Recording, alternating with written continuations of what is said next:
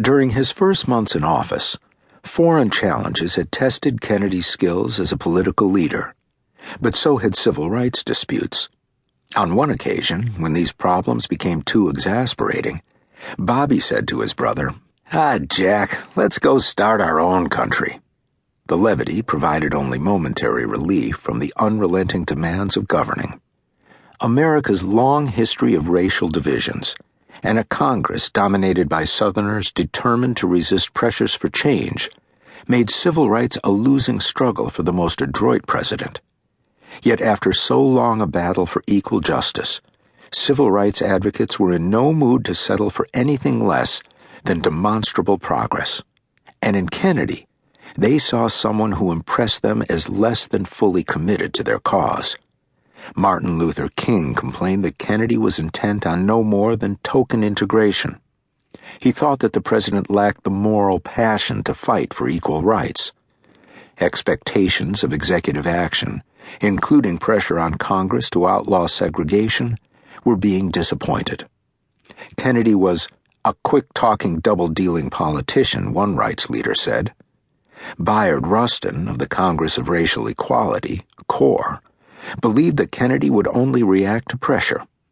Anything we got out of Kennedy would be the product of political necessity and not out of the spirit of John Kennedy. He was a reactor. A black official at the Democratic National Committee warned the White House that its timidity on civil rights was allowing the president's political enemies to charge him with inaction in a very vital area. Kennedy hoped that the Justice Department might have some suggestions for actions that could advance the cause of equal rights without congressional action. But Burke Marshall in the Civil Rights Division offered little help. He saw distinct limits to what the federal government could do to compel Southern state and local officials to promote desegregation and ensure blacks equal access to the ballot box.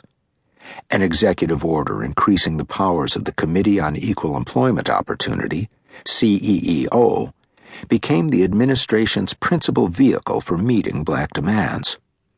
Lyndon Johnson's chairmanship of the committee, however, raised doubts among civil rights leaders that much would come of its charge to compel businesses with government contracts to hire more blacks. As a former Texas senator, Johnson seemed unlikely to press very hard for any kind of integration.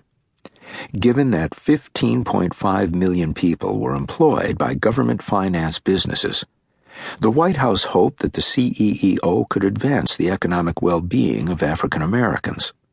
But Johnson, who genuinely wanted to make the committee an effective instrument of black gains, was nonetheless reluctant to pressure Southern businessmen or corporations with factories and offices into the South into unwanted social actions.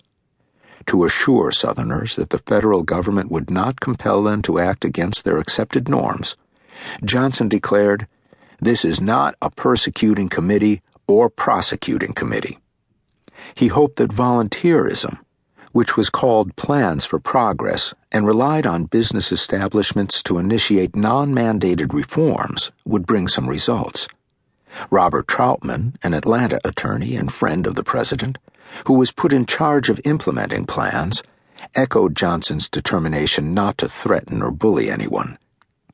Troutman announced that the CEEO would not be a policeman with a nightstick chasing down alleged malefactors. It was a formula for no progress. By the summer of 1961, the New York Times saw little evidence of increased black employment. It incensed Bobby Kennedy, who served not only as his brother's principal advisor, but also as his enforcer, the man everyone had to answer to if they fell short of the president's expectations.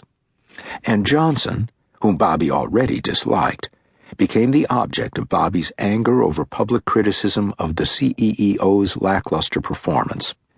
Johnson's defense of his efforts provoked Bobby to attack him at a committee meeting as insincere and incompetent. Privately, Bobby said that Johnson lies all the time. In every conversation I have with him, he lies. The White House came in for additional criticism.